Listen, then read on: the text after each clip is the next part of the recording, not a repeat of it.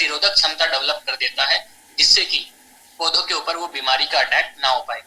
तो सिस्टेमिक के तौर पे भी काम करता है, अर्थात एग्री प्रोटेक्ट जो है वो पौधों के अंदर जाके भी काम करता है।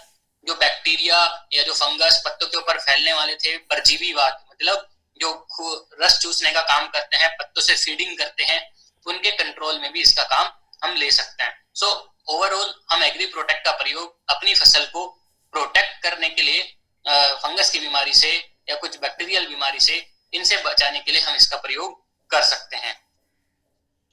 कुछ बीमारियों के नाम हैं जैसे कि blast, brown leaf spot, mildews, root rots, stem blight. ये कुछ बीमारियां हैं जिनके खिलाफ ये रोग प्रतिरोधक क्षमता को फसल की बढ़ाता है। पूरी तरीके से एक ऑर्गेनिक प्रोडक्ट है। इसके जो रक्षा शक्ति है वो पौधों को सूरज की वजह से या गर्मी की वजह से जो स्ट्रेस होता है उससे भी बचाने का काम करती है, और पौधों के अंदर फोटोसिंथेसिस प्रक्रिया को भी बढ़ाने का काम करती है।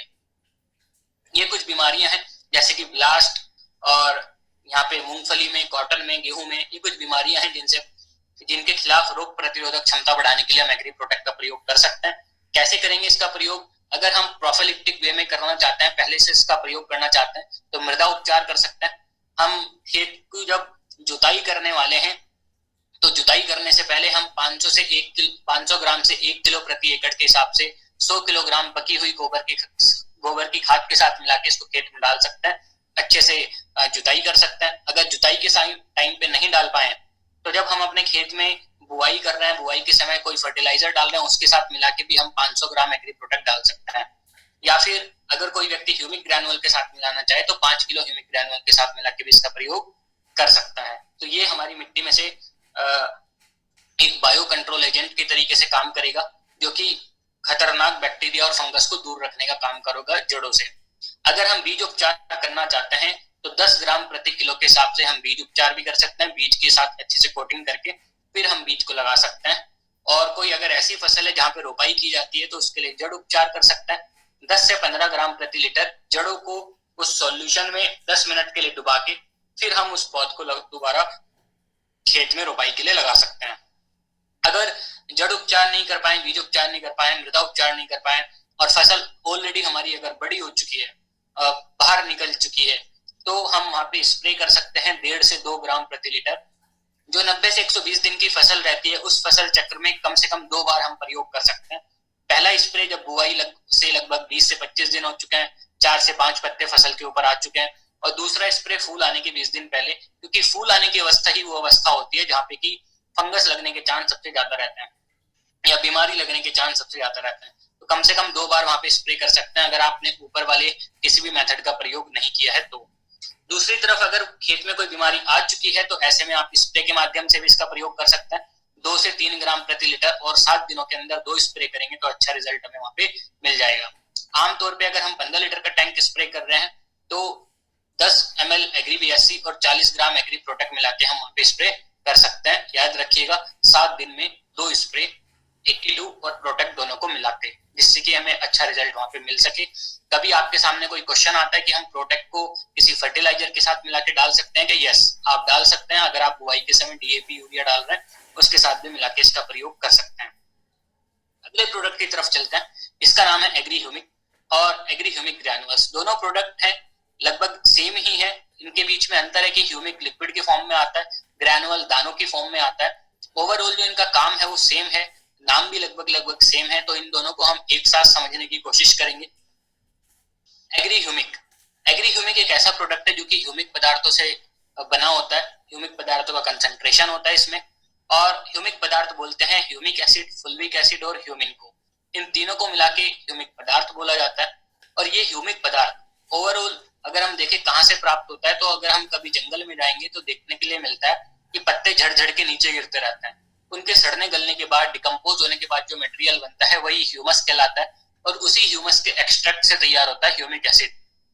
तो पूरी तरीके से एक नेचुरल उत्पाद है, ऑर्गेनिक उत्पाद है, जिसको कि हम मिट्टी की उर्वरक क्षमता बढ़ाने के लिए प्रयोग कर सकते हैं। अगर हमें परसेंटेज चेक करनी हो कि किसमें कितना परसेंट आता है, वो हम पैकेट पे भी चेक कर सकते हैं। एग्री ह्यूमिक में 6% रहता है ह्यूमिक एसिड, और ह्यूमिक ग्रैनुअल्स में 1.5% रहता है। फसलों में अगर हम इसको प्रयोग कर रहे हैं तो हम देखेंगे इसको प्रयोग करने के बाद वहां पे वनस्पति की विकास अच्छा है, पौधे की जो ग्रोथ है वो बहुत तेजी से होती है और पत्तियों के ऊपर चमक अच्छी दिखाई देती है, हरा रंग हमें दिखाई देता है, पीली कहीं पत्तियां पड़ रही हैं, हल्का पीलापन आ रहा है तो भी हम इसका स्प्रे वहां पे करवा सकते हैं। और इसको प्रयोग करने के बाद उत्पादन में भी आपको 5 से 20% की वृद्धि दिखाई दे सकती है, डिपेंडिंग कि अगर आपके बीज भी अच्छे हैं और मौसम भी अच्छा है तो हमें पैदावार में भी अच्छा बढ़ोतरी दिखाई दे सकती है। अगर हम इसका बीज के साथ उपयोग करें तो बीजों का अंकुरण हमें बहुत अच्छा मिलता है और जड़ों का जो विकास है वो बहुत अच्छा हो पाता है, जिससे कि मिट्टी में अवेलेबल सभी पोषक तत्वों को जड़ें अपने पास खींच सकें। मिट्टी में उपयोग करने के बाद हमें दिखाई पड़ेगा कि जो हमारी मिट्टी है वो बहुत उपजाऊ बन रही है और मिट्टी के अंदर भुरभुरापन या छिद्रपूर्ण मिट्टी हम उसको बना सकते हैं, पोरस मिट्टी बना सकते हैं, कहीं कहीं पे उसको झरझरा भी बोलते हैं, झुरझुरा भी बोलते हैं और आमतौर पे भुरभुरा भी बोलते हैं। इसका मतलब होता है कि मिट्टी बहुत सॉफ्ट है, हल्की है और उसके अंदर पानी धारण करने की क्षमता ज्यादा है, उसके अंदर कैटायन एक्सचेंज कैपेसिटी ज्यादा है, न्यूट्रिएंट्स को जड़ों तक पहुंचाने की कैपेसिटी ज्यादा है। तो ये सारे फायदे हम एग्री ह्यूमिक या एग्री ह्यूमिक ग्रैनुअल्स का प्रयोग करके ले सकते हैं। इसको प्रयोग करने का जो तरीका है वो इस प्रकार है। मान लीजिए हम मृदा प्रयोग कर रहे हैं अर्थात सॉइल एप्लीकेशन अगर हम कर रहे हैं तो ग्रैनुअल का प्रयोग हम वहां पे कर सकते हैं 5 किलोग्राम प्रति एकड़ के हिसाब से। इसका प्रयोग हम बुआई से 15 दिन पहले भी कर सकते हैं, जुताई के समय, और अगर हम बुआई के समय करना चाहें तो खाद के साथ मिला के भी हम इसका प्रयोग कर सकते हैं। अगर कोई ऐसे पेड़ हैं जो 12 मासी हैं या फिर बड़े बड़े पेड़ जहाँ की लंबा सीजन चलता है 20-20, 25-25 साल का, तो ऐसे पेड़ों में हम 100 से 150 ग्राम एग्री ह्यूमिक ग्रैनुअल प्रति पेड़ के लिए भी प्रयोग कर सकते हैं, जिससे कि उस पौध की जो ग्रोथ है वो अच्छी बनी रहे। अगर हम कभी ड्रेंचिंग में या सिंचाई में पानी के साथ प्रयोग करना चाहते हैं तो उसके लिए दोस्तों आप याद रखिएगा कि ग्रैनुअल का प्रयोग नहीं करना है, उसके लिए हम लिक्विड वाले एग्री ह्यूमिक का प्रयोग करें। उसकी मात्रा रहती है, मान लीजिए आप ड्रिप इरिगेशन में कर रहे हैं 250 ml प्रति एकड़ काफी हो जाता है। आमतौर पर आप पानी के साथ ड्रेंचिंग में करना चाहते हो तो 500 ml प्रति एकड़ तक भी आप इसका प्रयोग कर सकते हो। बीज उपचार अगर हमें करना है तो भी हमें लिक्विड वाला एग्री ह्यूमिक प्रयोग करना पड़ेगा।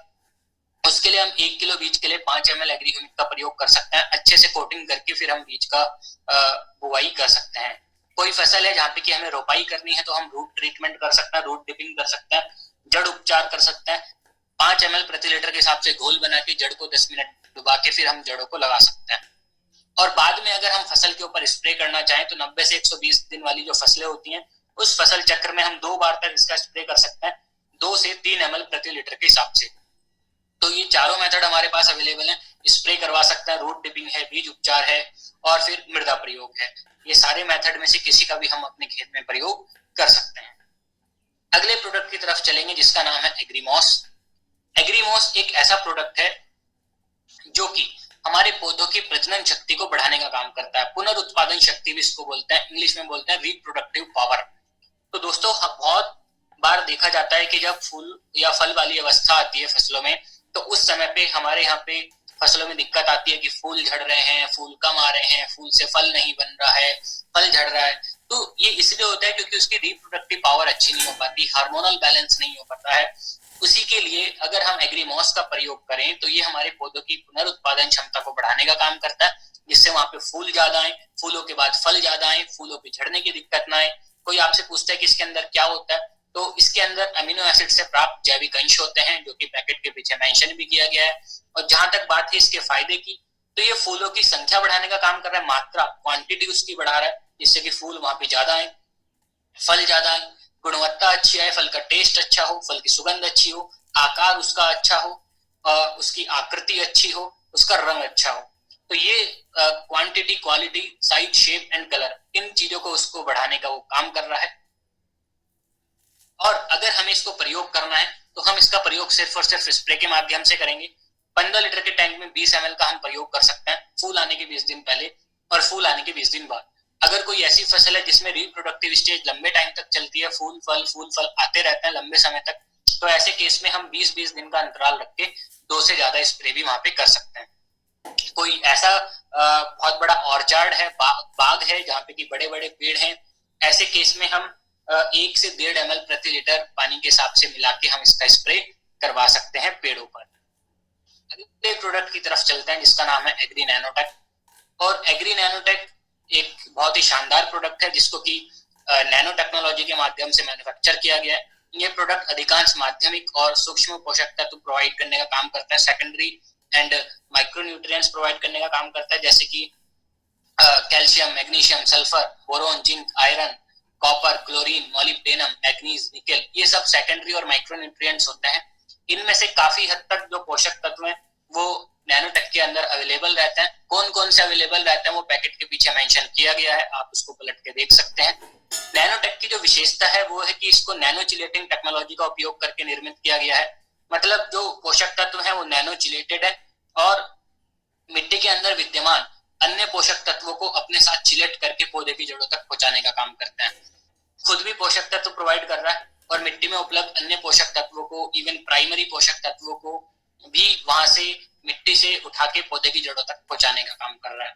इसका प्रयोग अगर हम करते हैं तो मिट्टी में हमें देखने के लिए मिलेगा जो सबसे बड़ा फायदा है कि इसकी संरचना बड़ी लचीली होती है और क्षारीय और अम्लीय मिट्टी दोनों में बहुत अच्छे से काम करता है। पीएच लेवल का इसके ऊपर ज्यादा कोई फर्क नहीं पड़ता और इसी वजह से ये पौधों की मिट्टी की उर्वरक क्षमता को बढ़ाने का काम कर सकता है,